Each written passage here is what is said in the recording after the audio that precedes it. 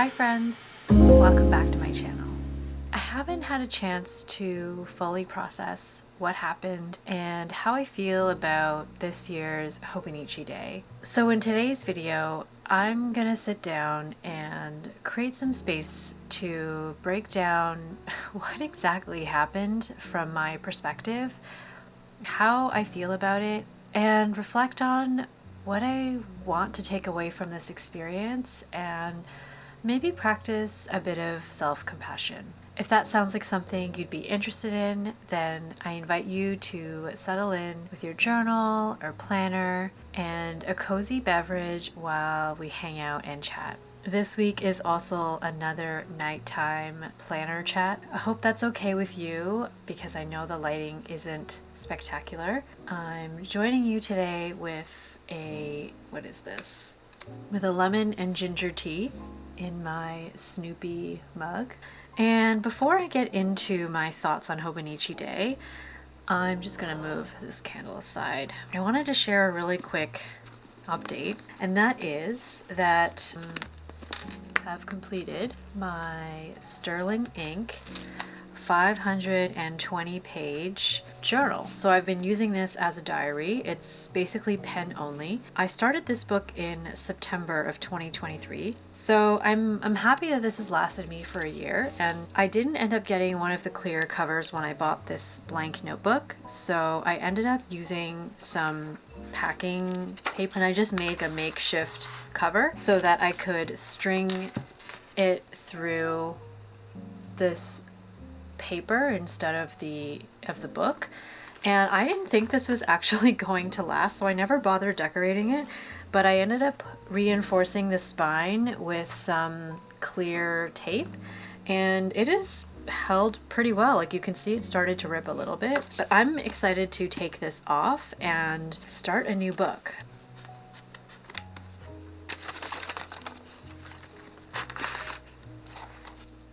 It's always kind of an exciting moment when you finish a notebook.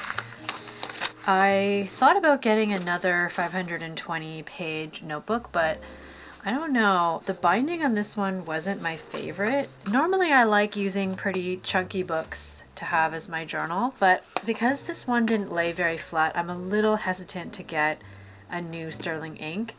However, this was a seconds blank notebook, so I don't think it's fair to judge the quality of the binding and things like that, because I got this in early 2023 and it was a seconds book. So I don't know. If you have used the 520 page blank notebooks, let me know if they lie flat throughout, because in the middle of the book it lies pretty flat, but near the end of the book, I don't know if you can really see that. I don't really want to reveal the writing, but it doesn't quite lie flat when you try to write with it. So that was a little bit frustrating. For now, I think I'm going to use this Good Impressions. I already had these inserts that I purchased quite some time ago, and I was planning on using this as my to-do list, because I used to use my traveler's notebook for making to-do lists and things like that. And so this was going to be the replacement when I ran out of the other inserts, but now that I'm not doing that right now, I think I'm going to use this. And I'm going to use this string because this is a thinner book. So this feels so skinny now that it doesn't have a big book in here, but I think what I'm going to do is, if I keep a thinner insert, I'm probably going to put another sticker release paper insert in the back, because I might start decorating my spreads a little bit. Anyway, very exciting. I'm looking forward to filling up this notebook with new memories. As for my thoughts, I'm going to be honest right now. I haven't really planned too many notes. I've done some reflecting, and I've done a little bit of research into some questions that I had, but I haven't really packaged it in a coherent way. So I thought I would just take you through some of the things that I've been reflecting on, because this is the approach I typically take when I'm faced with a scenario that has bothered me or that I really want to work through. It's very organic and exploratory, but I thought I could share it, and I think this could be applicable to any type of scenario, whether it's related to Hobonichi or not. So I hope you don't mind. This might be a bit chaotic, but let's get into it.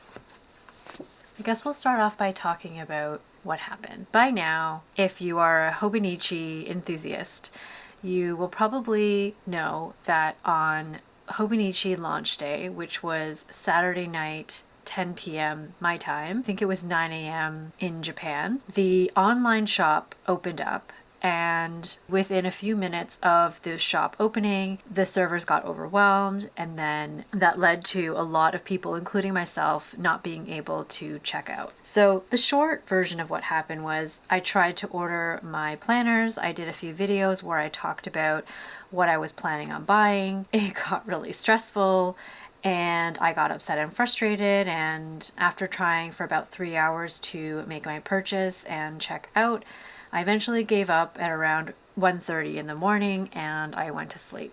I woke up the next day and I was able to log onto the site and purchase most of the things that were on my list, especially the essential things like the book itself and the Hobonichi Weeks cover that I had decided on buying. So one could say that it all worked out in the end, but when I woke up, I just felt bad about the whole thing. And what I felt most impacted by wasn't the fact that the site was down, it was the way that I reacted to it and some of the behaviors and feelings that came up while I was trying to make this purchase. And that's what I wanted to process, because I try really hard to adopt strategies that will help me stay calm when I get really excited about things, because I'm someone who tends to be impulsive, and I've made some purchase decisions in the past that I have later regretted. So with something like Hobonichi Day, where last year I only made one Hobonichi purchase, and that one purchase sustained me for all of this year so far. And even though I swapped around Hobonichi books, I never ended up jumping into any other planner systems, and I never ended up making a spring purchase. So it was the one really big purchase that I made, and I think I had that mindset going into this year's Hobonichi Day, where I was thinking this might be the one and only purchase that I make from Hobonichi until September 2025. So there was a part of me that really wanted to make sure that I got everything that I wanted, because the prices are more competitive if you order directly, only if you buy enough to get the free shipping. Otherwise, it's not worth it to make multiple purchases throughout the year unless you're okay with paying for the shipping. So when I'm trying to process a situation and my initial version of it is pretty short, I sometimes like to write down everything that I can remember. And that is one way that I can start to analyze the situation and slow down the steps of what happened so that I can take a closer look, like with a magnifying glass. So I'll just read out to you what I put, because I don't know if you'll be able to read it given how dark it is, all the shadows, and the fact that it's written pretty small. So I put here what happened. The extended version is I got to my computer and I prepped all of my tabs, and when it was time to purchase, I started adding things to my cart. Once I was ready to check out, I got the server is busy screen. And that was okay. I was kind of expecting that, because I knew that I had logged in pretty much right at 10 o'clock my time, and I was expecting everybody else who was eager to log in at the same time. I started to refresh, and that's kind of when things, I guess, started to go downhill for me, because about 20 to 30 minutes had passed, and I was basically just sitting there, going back, refreshing, trying to checkout and going in this loop of refreshing, hitting checkout, and then getting the busy screen and then going back. And a few times my cart actually completely cleared. So then the pattern became adding to the cart, trying to check out, getting the orange screen, going back, doing that a few times, and then all of a sudden my cart being completely emptied. And then when I started re-adding things to the cart, I started getting items that I had wanted. They started showing up as sold out. So then the pattern became refreshing the cart, having to remove an item that would sometimes impact whether I was able to get that free shipping or not. And then I would scramble and add something else to my list that was a backup. And then I would continue to get that server as busy, refresh, and then my cart would clear. During this time, I started checking social media. So I don't have Instagram, but I started checking Facebook groups, and I also checked on Reddit. And in those cases, I did see that other people were experiencing the same issues. So at least it made me realize that I wasn't alone. I started re-adding things to cart. I started going in this cycle. And then about an hour and a half in, things that I really wanted were starting to sell out. So the first thing that sold out that I really wanted was the Penco brown bag holder. I thought it was so cute. When it sold out, I was a little disappointed. It was kind of like the banana hammer last year, but I didn't consider that a necessity like a cousin or like the original, so I kind of let it go. Then there were these papers that I wanted to get, the Unsoto covers that I wanted to buy, but I didn't. So I was hoping to get the pack of papers instead so I could still enjoy the designs. That sold out. But then when some of the more major things started to sell out, like the Hobonichi weeks cover that I wanted, that's when I started to panic, and I started checking local stores for some of those covers to see if I could buy them locally instead. And then unfortunately that cover happened to be sold out at a lot of the local stores that I was checking, so that sort of fueled the panic. And I started making changes to my cart. Like I went for a different language version if that one was available. Or I started going down my list of some of the other week's covers that I had been considering. And then when even the colors sold out, like the pistachio, I started to really panic because I hadn't expected the colors versions of the weeks to sell out. And I got to a point where I had whittled down my cart so much that I was willing to pay for shipping, and I said to myself, look, maybe you don't get anything except for the basics. So at one point my cart had the Hobonichi cousin, the original A6, the weekly supplement, and then the Japanese version of the pistachio weeks. And then when the original Techo in English sold out, I switched to the Japanese. And then when the weekly supplement sold out, I gave up. I thought, okay, there's no way that I'm going to make this order without some of the key items that I want to have in my system for next year.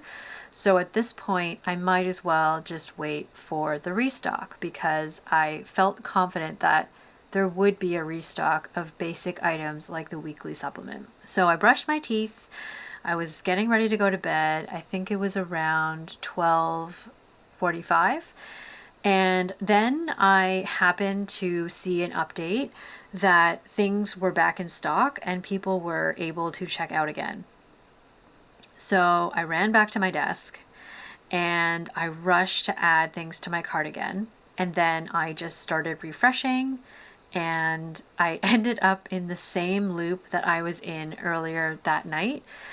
And I should have really just stopped there and gone to bed, but I was simultaneously refreshing my cart, and I was also on the Facebook groups, and I was seeing that people were able to check out. And because I was seeing that others were having success, and I was seeing that some things were selling out again, like that Penco bag and the papers that I wanted to get, I got really fixated on it, and I ended up saying, okay, I'll just keep trying until 1 a.m. and then I'll just keep trying till 1:15. And then finally I hit 1:30 and I still wasn't able to check out. And I just thought, I'm exhausted right now. This doesn't feel worth it for getting planners that I wouldn't even really be starting until January. And I had plans the next day to meet my friends quite early in the morning because we had a big day planned. So I finally stopped at 1:30 and I went to bed annoyed, and I woke up early the next day. I was able to buy my items at around 7 in the morning. There was only a few things at that point that I wasn't able to get. And then I went to meet my friends, and honestly, I was kind of cranky for the whole day, and I don't think I was really able to enjoy the day as well as I could have if I had just gone to bed at a more reasonable time the night before. So that is the drawn out, slow version of what happened. Once I write down everything that happened, I start to ask myself questions like, what stands out to me here? And how was I feeling throughout this? What feelings can I name as I think through what's going on? What was I thinking? Like, what are some things that I might have been saying to myself? And how was I behaving? So I put some stars here. I was thinking I prepared a shopping list in advance. So here I was probably thinking like, I'm well prepared. I've got all my stuff ready. When the cart started to clear and things started to sell out, I know that I was feeling a lot of panic. And when I look at this feelings wheel, I determined that I was feeling things like out of control. I was feeling stressed. So I was feeling bad. And I was also feeling nervous. I was also feeling overwhelmed, anxious, and fearful. So those were some of the feelings that were coming out for me. When I checked Facebook, I was constantly going back and forth between Facebook and the Hobonichi online store, refreshing and I guess seeking validation. While I was refreshing, I would get so anxious that I just needed to, I guess, know that I wasn't alone or just look for some validation. So I was feeling this urgency, overwhelm. Suddenly, I just felt this need to have this planner immediately. When I was starting to check local stores, I was really feeling that scarcity. And that's what really impacted my ability to think clearly and logically. And when the A6 original sold out, I remember feeling shock.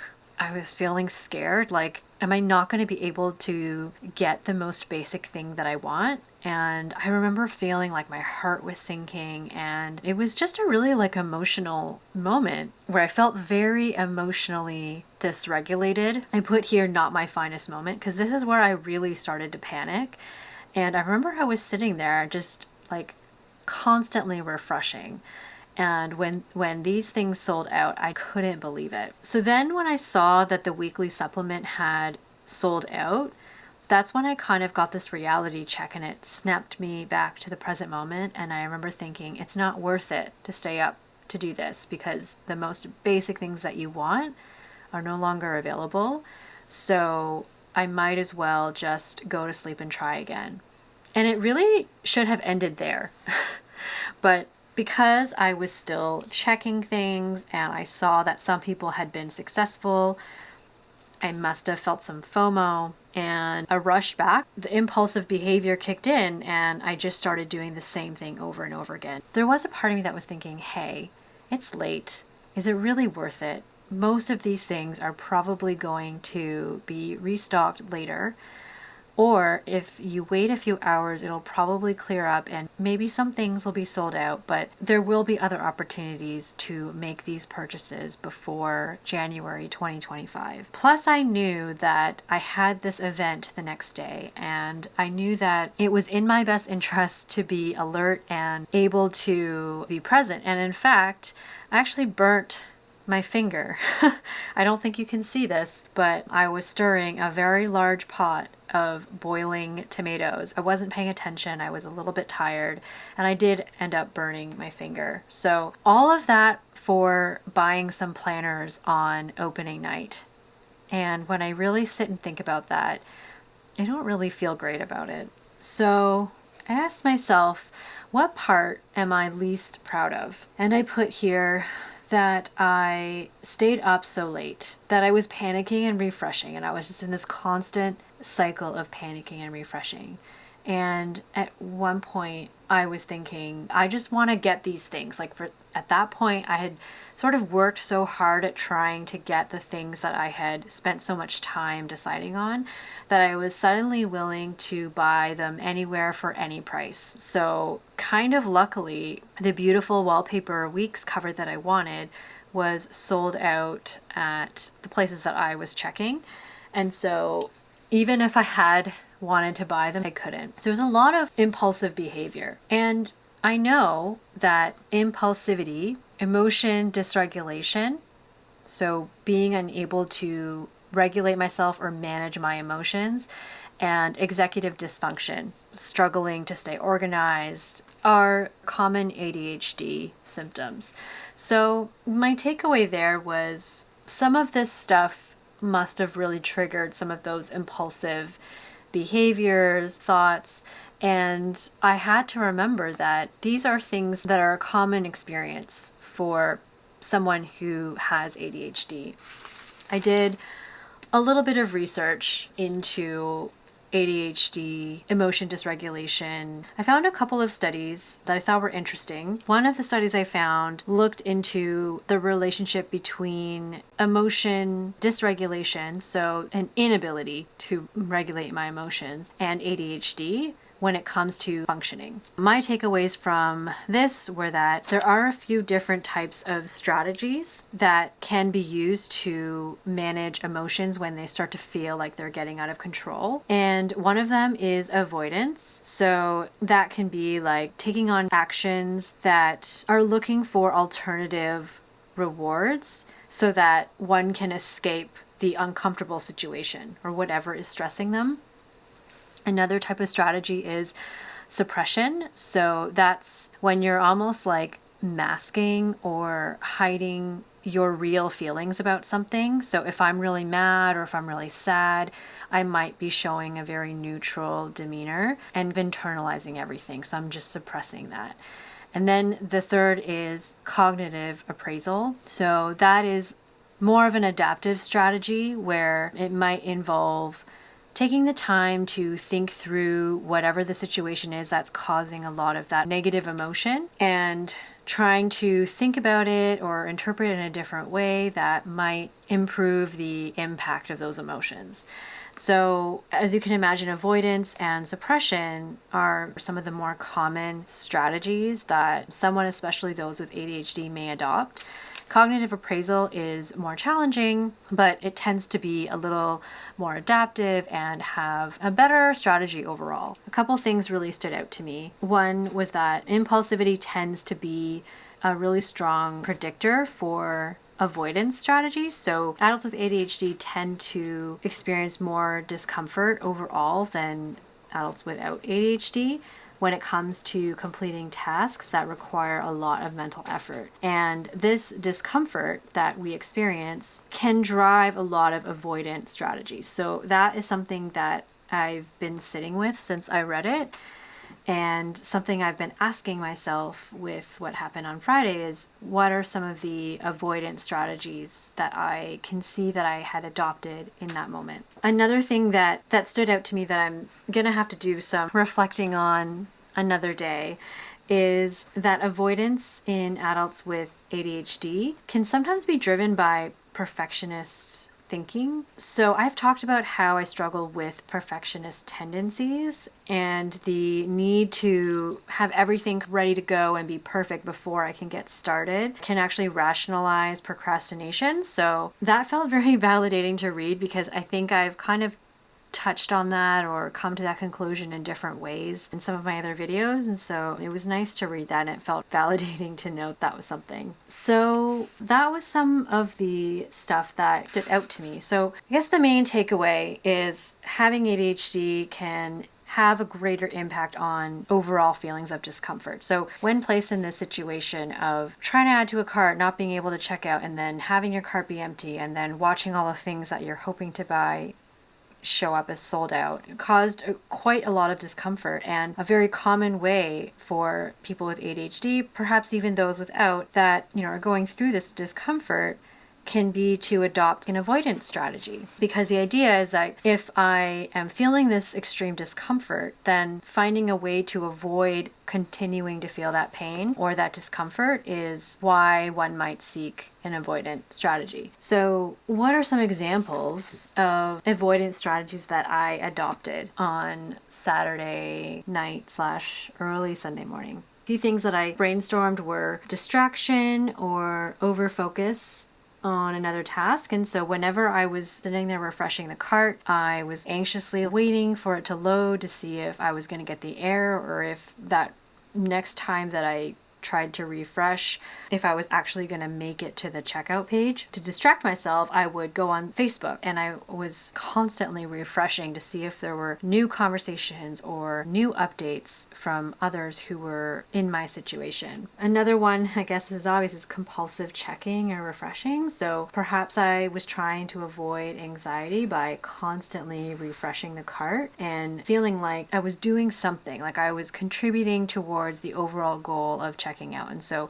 the act of refreshing, the act of re-adding items to my cart when it refreshed, it made me feel like I was like actively doing things to get to my goal. And then impulsive purchases. This was pretty evident when many of the times that I had my cart cleared and I would try to add to it, or when things would sell out. That's when I started adding things that were on my would be nice to have list. So I started adding washi tapes and those little Kita pet washi tape strips. I just started adding like all these random accessories that I didn't dislike, but they were not on my I really want to have list. They were just fillers for me to hit that free shipping threshold. I was focusing on whatever I felt like was within my control. So felt like what was in my control was adding enough of what was left over to my cart just so that I could save on shipping. I was just making all of these changes and I was making all these impulse decisions and impulse purchases. And I think that could be seen as an avoidance strategy because it was giving me temporary relief. It was just giving me a sense of temporary control and make me feel like I still had some kind of control over this very unstable, strange situation. So what ended up helping me in the end was after I had that reality check, I had two really. So I had the reality check when the weekly supplement sold out and I was going to go to bed. And then the next one was when I hit my third threshold of it being 1:30 in the morning and me still not having checked out. So I ended up walking away and going to sleep. And even though I was annoyed, it was nice to just step away from the whole thing and get a little bit of perspective and realize that I was caught in this frenzied loop of trying to check out when it didn't really make sense to do that anymore. The next morning, when I tried to check out again, what helped me from making impulsive purchase decisions was to stick with my original list. So once I saw that everything was back in stock, I was able to stick with my original shopping list minus a few things that I had wanted to buy that were genuinely sold out. But pretty much everything else, especially the basics, they were all available. Essentially just bringing myself back to the present instead of worrying about this future state that was creating this scarcity and frenzy. Final thing that I would say helped me in the end was the whole acceptance and self-compassion piece. So accepting that impulsivity and emotion dysregulation, especially in unstable situations, tend to be a part of my experience of that situation. So even if those things are likely to show up again in the future, and even though they showed up that night, they don't have to control my actions. So I still have control over my actions. I don't necessarily have to try to fight against them or reframe things or beat myself up too much about the fact that I did experience those behaviors, because in the end I was still able to find ways to reel myself back in and walk away. I still ended up spending a lot of time and I still had that hangover feeling the next day, and that has lingered a little bit, but I'm trying not to beat myself up too much about it, and I'm moving towards accepting that there was something about the perfect storm of being really excited about Hobonichi, having spent all this time curating my list, and then getting so close to the cart but not quite being able to check out, and watching all of the things that I had been hoping to add to my lineup for next year be sold out did create that sense of panic and fear. In the end, I did manage to get the majority of the things that I had wanted. How I managed to hit that free shipping was I did add some items to my shopping list that I plan to gift away to friends for upcoming birthdays and holiday gifts. So I'm really excited to get my Hobonichi order. It is still sitting in the shipping soon status, so I'm trying to manage my impulsive tendencies to constantly refresh the status on my Hobonichi account and check my email all the time to see if I have a shipping notice. I know it'll eventually be shipped, and I'm confident that I will have everything that I ordered well before the start of next year. So overall, the end result was that I still got what I was hoping for, minus a few small, but at the end of the day, not essential items for my lineup next year. How I got there was a little bit rocky, and it did seem to trigger a lot of responses that left me making some panicked last minute decisions. And if I didn't have those reality checks, and if I didn't have those moments to ground me and bring me back to the present and get me to walk away, I might have ended up in a different situation. But I'm glad in the end everything worked out. I'm feeling a little more calm about the whole situation now that I've had time to reflect on it. And if you were in a similar situation, or if you participated in Hobonichi Day or Hobonichi launch week, I'm curious to know what your experience was like. I know we already had a bit of a discussion in the community tab, so thank you everyone for sharing your stories. And I was really excited to hear about all the things that you did end up ordering, and I cannot wait to start seeing and hearing all about your lineups and how you're using whatever you purchased, whether that's Hobonichi or a different company. And if you did any kind of reflection, I'd love to hear that. And I know this was a little bit chaotic, so feel free to ask any questions that you have about this reflection in the comments, and I will be happy to answer them. The last thing that I want to say is, as stressful as this whole experience was, I can't help but think about the Hobonichi team as well. This was very likely an extremely stressful situation for them. I've been on the side of watching these launches go and seeing all the work that goes into them, and then seeing the stress of hoping everything goes well and managing situations as they arise. And this was definitely like a large scale situation that essentially shut down their site for a little while. So I don't have anger towards Hobonichi. I mostly had frustration towards myself and how I handled it, because it didn't need to feel like a crisis. It was just planners that I wanted to secure for next year, and we're only in September. So a little bit of perspective. I hope the Hobonichi team is recovering from that situation, and I hope that they're able to adopt different strategies next year for the launch. Anyway, so those are all the thoughts I had. If you're still here, thank you so much for being here with me today, and I will see you soon in the next video. Bye!